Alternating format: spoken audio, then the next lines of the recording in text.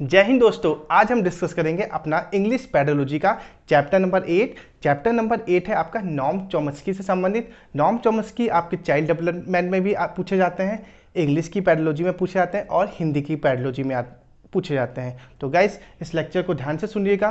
Continue करते हैं आज का अपना पहला लेक्चर। नॉर्म चॉम्स्की फिलहाल ये बता देते हैं, ये अभी भी जिंदा है, ये अमेरिका के हैं। अभी इसमें आई थिंक ये अब 92 के आसपास, 92 ईयर्स के आसपास के व्यक्ति हैं और ये अभी भी जिंदा है, ये अमेरिका के हैं। ठीक, इनका पूरा नाम है अब्राहम नॉर्म चॉम्स्की। तो इनका जो पूरा नाम आता है वो है Abraham norm Chomsky. Is an American linguistic, ये अमेरिका के हैं, लिंग्विस्टिक है। ये फिलोसफर भी है, कॉग्निटिव साइंटिस्ट भी है, मतलब संज्ञान साइंटिस्ट भी हैं, हिस्टोरियन इतिहास जनक भी हैं और सोशल क्रिटिक से भी संबंधित है। साथ के साथ पॉलिटिकल एक्टिविटी, राजनीतिक से भी संबंधित हैं। ठीक है, तो ये सब इनकी बात, ये जो इन्फॉर्मेशन थी, ये सब नॉर्म चॉम्स्की के बारे में इन्फॉर्मेशन। तो क्या क्या है, एक तो ये अमेरिकन लिंग्विस्टिक है और ये आपका संज्ञान से संबंधित हो गए, राजनीतिक से संबंधित हो गए और सोशल क्रिटिक से संबंधित हो गए। ठीक है, तो ये सब चीज़ इनके बारे में। इनको फादर ऑफ मॉडर्न लिंग्विस्टिक भी कहा जाता है। नॉर्म चॉम्स्की को फादर ऑफ मॉडर्न लिंग्विस्टिक कहा जाता है। तो कभी कभी याद रखना, ये क्वेश्चन पूछ लिया जाता है, who is a father of modern linguistic. तो the father of modern linguistic is नॉर्म चॉम्स्की, याद रखना। अब बढ़ते हैं आगे।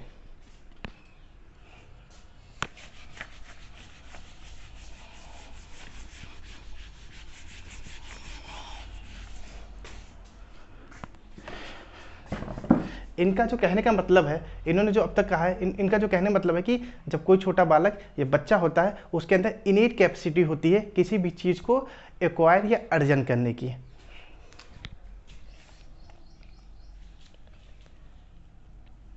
Human child is born with human child is born with the innate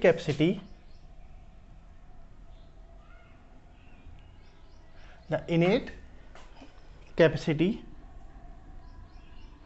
to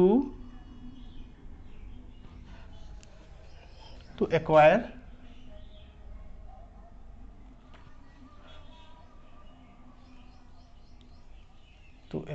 language।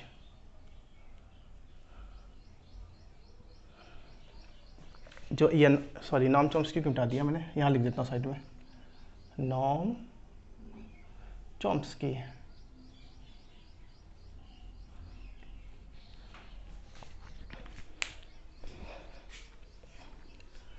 आज गर्मी बहुत है, वेट, एसी अलाउ नहीं चलाना आज के टाइम, इस टाइम पे। तो देखिए, human child is born with the innate capacity to acquire knowledge. नॉर्म चॉम्स्की का कहने का मतलब यह है कि जब कोई छोटा बच्चा या बालक पैदा होता है तो उसके अंदर एक इनेट कैपेसिटी होती है, एक आंतरिक क्षमता होती है कि लैंग्वेज को एक्वायर करने की। ठीक है, लेकिन कुछ लोग, कुछ जो मनोवैज्ञानिक थे, वो कहते थे बच्चा जब पैदा होता है तो टेबुलर रासा, मतलब कि वो कुछ नहीं लेके आता, उसके अंदर कोई भी कैपेसिटी या कुछ नहीं होता। लेकिन इन्होंने कहा नहीं, जब बच्चा पैदा होता है तो उसके अंदर एक यंत्र होता है एलईडी नाम का, उसको लेके बच्चा पैदा होता है। लेकिन जो यंत्र है ना, वो विजिबल नहीं होता है, इनविजिबल है। इनका मानना है कि बच्चे के अंदर कुछ ना कुछ एक ऐसी शक्ति होती है, जब बच्चा पैदा होता है वो अपने साथ लेके पैदा होता है, ताकि आंतरिक शक्ति होती है कि दूसरी भाषा, अपनी भाषा को आसानी से समझ सके। तो ये बोला, human child is born with the innate capacity to acquire knowledge, innate capacity to acquire the knowledge. तो नॉर्म चॉम्स्की ने कहा कि क्या कहा है कि हर एक छोटे बालक या बच्चे के अंदर इनेट कैपेसिटी होती, आंतरिक क्षमता होती है कि वो अपनी लैंग्वेज को आसानी से अधिग्रहण कर सके या एक्वायर कर सके। अब इन्होंने इसको मिटा देते हैं, आगे बढ़ते हैं।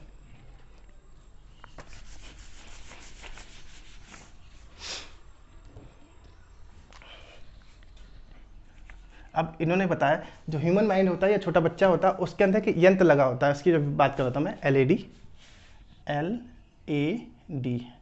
इन्होंने इसकी बात की, नॉर्म चॉम्स्की ने LAD की बात की। LAD का फुल फॉर्म होता है लैंग्वेज, इधर लिख देते हैं, LAD, language acquisition device. Language मतलब भाषा, एक्विजिशन मतलब अर्जन, डिवाइस मतलब मशीन।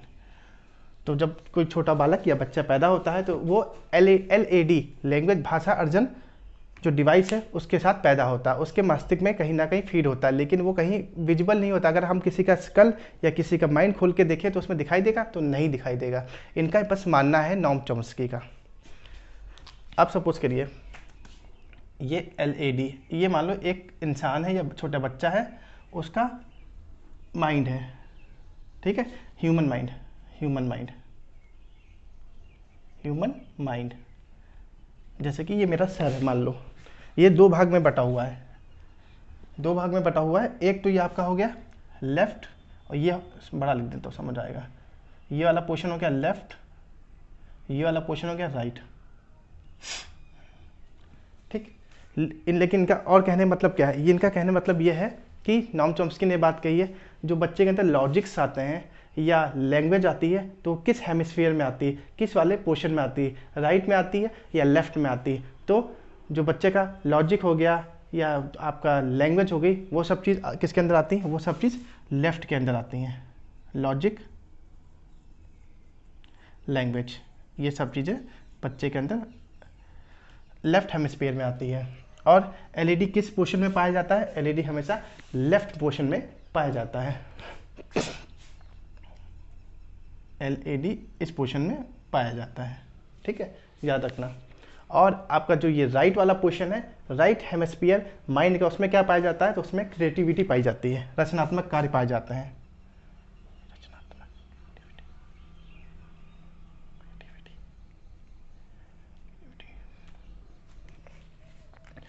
तो जो आपके नॉम चॉम्स्की थे, उन्होंने कहा कि जो बालक है उसके अंदर LAD नाम का एक यंत्र लगा हुआ है, जो कि उसका जो माइंड है वो दो भाग में डिवाइड है, राइट एंड लेफ्ट हेमिस्फीयर। जो राइट हेमिस्फीयर है वो क्रिएटिविटी से संबंधित है। तभी आपने कभी कभी देखा होगा इंग्लिश मीडियम स्कूल में लिखा होता है कि right brain classes are given here, या right brain classes are given here, मतलब वो वहाँ पे मेंशन होता है कि अच्छे स्कूलों में हमेशा लिखा होता है, तो वो क्रिएटिविटी से संबंधित होता है।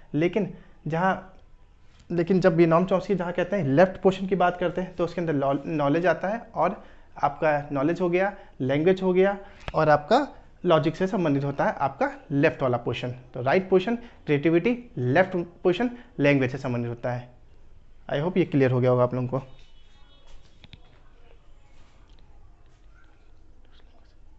और LAD हमारे लिए और हेल्पफुल कैसे होता है, LAD के माध्यम से ही हम भाषा का निर्माण कर सकते हैं। लैंग्वेज डेवलपमेंट का भी LAD के द्वारा ही निर्माण किया जाता है। अब आगे बढ़ते हैं।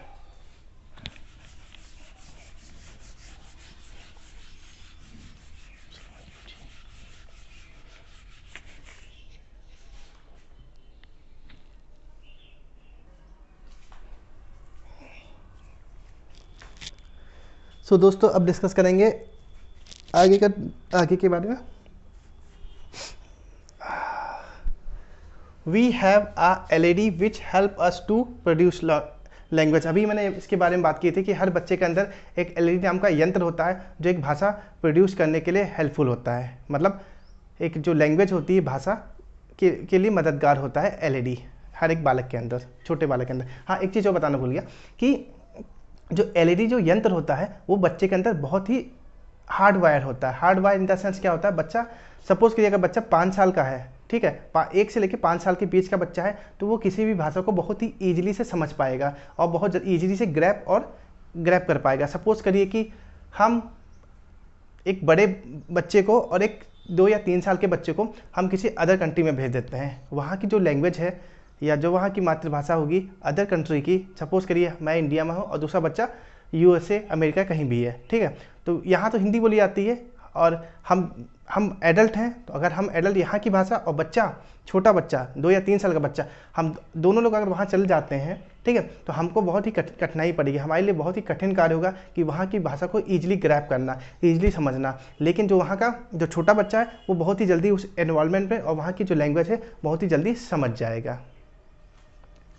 तो ये बात, यही बात बोलिए। लेकिन एक कंडीशन हो ना, जैसे ही बच्चा 5 साल प्लस या 5 साल का होगा तो धीमे धीमे उसके अंदर जो यंत्र लगाता है एलईडी नाम का, लैंग्वेज एक्विजिशन डिवाइस के नाम का यंत्र, वो कमज़ोर पड़ने लगता है, फिर वो भाषा सीखने में उसको कठिनाई होती है। तो 1 से लेकर 5 साल के जो बीच की बात है वो क्या है, बच्चा आसानी से उस बीच में कोई भी दूसरी लैंग्वेज को आसानी से ग्रहण कर सकता है। बस उसको इन्वायरमेंट मिलना चाहिए, पर्यावरण या वातावरण उसके अकॉर्डिंग मिलना चाहिए। अब समझते हैं। We have a LED which help us to produce language. एक यंत्र होता है जो ह्यूमन चाइल्ड है उसके अंदर होता है, मैंने आपकी बात कही थी, लेकिन कहीं दिखता नहीं, विजिबल नहीं होता है, ये इनविजिबल होता है। बट नॉम चॉम्स्की ने इस बात को माना है।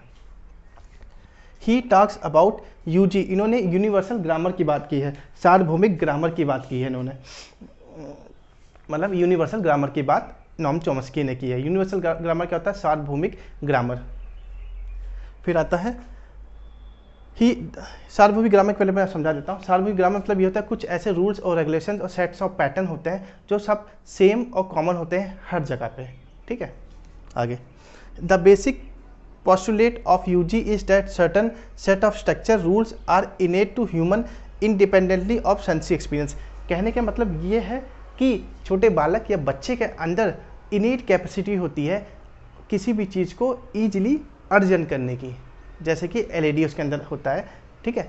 और सेंसरी एक्सपीरियंस, सेंस जो उसके सेंसेस जो काम करती है उसके द्वारा, सेंस आई थिंक, एक मिनट, आपको ये सेंस जो बच्चा टच और फील के द्वारा नहीं सीखता है उसको सेंस बोलते हैं, ठीक है। तो ये बात बोली गई, the basic postulate of UG is that certain set of structure rules are innate to human independently.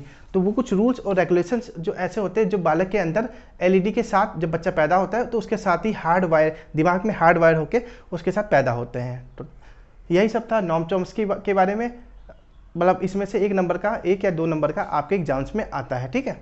तो गाइज अभी जैसे कि अभी मैं 2-3 दिन से आप लोग देख रहे होगे, 2-3 लेसन के मैंने अभी तक आपको क्वेश्चन आंसर नहीं कराए। मैं सोच रहा था ये छोटा टॉपिक था, इसको भी खत्म कर लें, फिर एक साथ में 20 से 25 एमसीक्यूज कर लेंगे आपकी एक बेटर अंडरस्टैंडिंग के लिए, ठीक है। तो अगर अच्छा आपको मेरा डिस्कशन अच्छा लग रहा है तो प्लीज़ एक बार लाइक, शेयर और सब्सक्राइब करिए, अपने दोस्तों को भी शेयर करिएगा, ठीक है। तो मिलते हैं आप लोगों से अब अगले लेक्चर में, बाय।